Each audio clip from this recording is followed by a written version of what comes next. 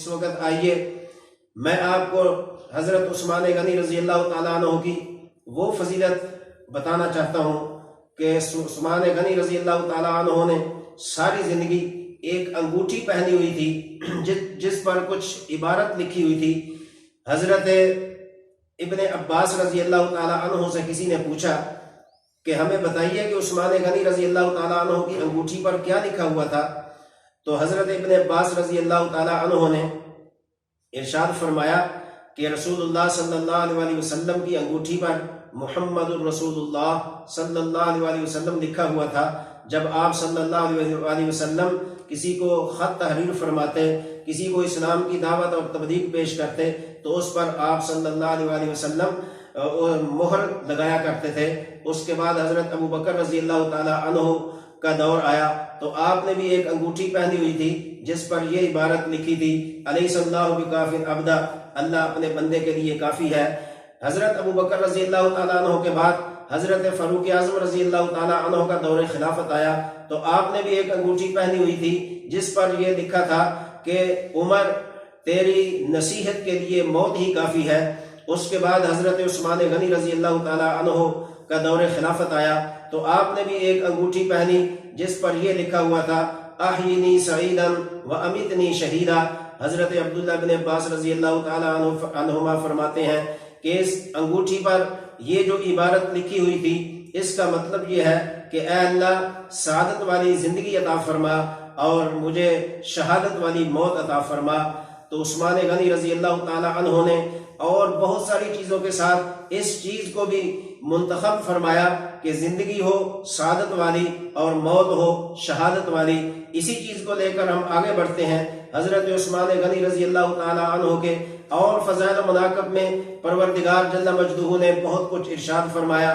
سورہ فتح کے اندر آپ کی فضیلت میں آیات نازل فرمائیں۔ اسی طرح حضرت عثمان غنی رضی اللہ تعالیٰ عنہ نے اپنی زندگی کے اندر رسول اللہ صلی اللہ علیہ وسلم پر اتنا کچھ قربان کیا کہ تاریخ اس کی مثال پیش نہیں کر سکتی۔ آج کوئی مالدار ہو، اس کا مال اگر اچھی جگہ خرچ نہ ہو تو اس مال کا کوئی فائدہ نہیں۔ بہت سے مالدار ہیں لیکن ان کا دل مالدار نہیں ہے۔ عثمان غنی رضی اللہ تعالیٰ عنہ وہ ہستی ہیں جو مالی طور پر بھی مالدار تھے اور دلی طور پر بھی غنی اور مالدار تھے۔ غنی وہ ہوتا ہے جس کا دل مالدار ہو اور جس کے پاس مال بھی ہو، وہ تو نور علی نور ہے۔ اس لیے عثمان غنی رضی اللہ تعالیٰ عنہ میں یہ دونوں فضیلتیں تھیں، مالدار بھی تھے اور سخی بھی تھے۔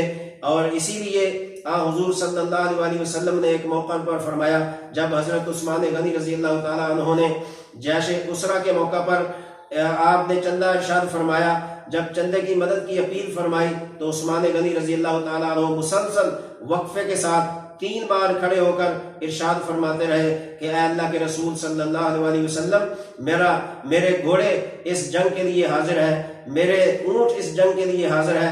حتیٰ کہ اس جنگ کے موقع پر اللہ کے نبی صلی اللہ علیہ وسلم نے جب دیکھا کہ عثمان غنی رضی اللہ تعالیٰ عنہ کی اتنی بڑی سخاوت ہے تو آپ نے فرمایا، اے عثمان، آج کے بعد اگر تو کوئی بھی عمل کرے تو اللہ تعالیٰ تیرا مواخذہ نہیں کرے گا، پکڑ نہیں فرمائے گا۔ لیکن عثمان غنی رضی اللہ تعالیٰ عنہ اس کے باوجود آپ نے پوری زندگی کوئی ایسا کام نہیں کیا جس پر کوئی مواخذہ ہو سکے۔ آج اگر کوئی کسی کا پیر کسی کو کہہ دے کہ نماز تجھے معاف ہے تو کیا اس کے کہنے پر نماز معاف ہو جائے گی؟ جس پیر کو نماز معاف نہیں ہے اس کے مرید کو نماز کیسے معاف ہو سکتی ہے؟ لیکن رسول پاک صلی اللہ علیہ وسلم نے عثمان غنی رضی اللہ عنہ کو فرمایا کہ آج کے بعد کچھ بھی کر، تیرا کوئی بھی عمل اللہ کے ہاں پکڑ کا ذریعہ نہیں بن سکتا۔ لیکن اس کے باوجود عثمان غنی رضی اللہ تعالیٰ عنہ نے اس ارشاد کے بعد بھی کوئی ایسا عمل نہیں کیا جو قابل مواخذہ ہو سکے۔ تو میں یہ کہنا چاہتا ہوں کہ حضور صلی اللہ علیہ وسلم نے فرمایا کہ عثمان غنی رضی اللہ تعالیٰ عنہ وہ ہستی ہیں کہ جن سے انسان تو انسان، اللہ کے فرشتے بھی حیا کرتے ہیں۔ یہاں مجھے حضرت علی رضی اللہ تعالیٰ عنہ کا وہ قول یاد آ رہا ہے جس میں آپ نے فرمایا، کسی نے پوچھا کہ اے علی رضی اللہ تعالیٰ عنہ، عثمان غنی رضی اللہ تعالیٰ عنہ کی کوئی ایسی صفت ہمیں بتائیں، کوئی ایسا واقعہ ہمیں بتائیں جو اور کسی کے اندر نہ ہو۔ تو علی المرتضیٰ رضی اللہ تعالیٰ عنہ فرماتے ہیں کہ حضرت عثمان غنی رضی اللہ تعالیٰ عنہ کی میں دو چیزیں آپ کو بتاتا ہوں جو کسی کے اندر نہیں ہو سکتی نہ ہیں. تو آپ نے فرمایا کہ یقال فی ملأ الاعلی ذی النورین، کہ عثمان غنی رضی اللہ تعالیٰ عنہ دنیا میں تو ذی النورین ہے، لیکن فرشتوں کے اندر بھی عثمان غنی رضی اللہ تعالیٰ عنہ کو ذی النورین ہی کہا جاتا ہے. تو یہ صرف اور صرف عثمان غنی رضی اللہ تعالیٰ عنہ کے اندر ہے. اور دوسرا فرمایا کہ سب سے پہلے جس نے اپنی بیوی کے ساتھ 2 مرتبہ ہجرت کی وہ عثمان غنی رضی اللہ تعالیٰ عنہ ہے، کہ جنہوں نے پہلے حبشہ کی طرف ہجرت کی پھر مدینہ کی طرف ہجرت کی. تو یہ خصوصیات صرف اور صرف عثمان غنی رضی اللہ تعالیٰ عنہ کے اندر ہی ہیں، جو کہ حضرت علی رضی اللہ تعالیٰ عنہ اس کا اعتراف بھی کر رہے ہیں اور آگے بتا بھی رہے ہیں. اس کے ساتھ میں ایک تیسری فضیلت عثمان غنی رضی اللہ تعالیٰ عنہ کی آپ کے سامنے ذکر کرنا چاہتا ہوں، جس پر مولانا نافع رحمۃ اللہ علیہ نے اپنی کتاب رحماء بینہم کے اندر بھی اس چیز کو ذکر کیا ہے کہ حضرت عثمان غنی رضی اللہ تعالیٰ عنہ کے نکاح میں رسول اللہ صلی اللہ علیہ وسلم کی 2 صاحبزادیاں یکے بعد دیگرے. یہ مقام اور مرتبہ اور یہ فضیلت نبیوں کے بعد کسی نبی کے اندر یہ صفت نہیں کہ کسی نبی کی 2 بیٹیاں کسی صحابی کے نکاح میں آئی ہوں، لیکن عثمان غنی رضی اللہ تعالیٰ عنہ کی یہ فضیلت، یہ خصوصیت، یہ آپ کا مقام و مرتبہ ہے کہ آپ صلی اللہ علیہ وسلم نے 2 صاحبزادیاں یکے بعد دیگرے عثمان رضی اللہ تعالیٰ عنہ کے نکاح میں دے دیں. لیکن اس کے بعد بھی حضرت عثمان غنی رضی اللہ تعالیٰ عنہ جب آپ کی دوسری صاحبزادی بھی دنیا سے رحلت فرما گئی تو عثمان غنی رضی اللہ تعالیٰ عنہ پریشان رہتے تھے، قلق اور ملال میں رہتے تھے اور فکر مند رہتے تھے اور سوچتے تھے کہ یا پروردگار، پہلے نبی پاک صلی اللہ علیہ وسلم کی صاحبزادی میرے نکاح میں تھی، میں بڑا مطمئن تھا کہ اللہ کے نبی کی صاحبزادی میرے نکاح میں ہے، نبوت سے میرا رشتہ بڑا قریب ہے.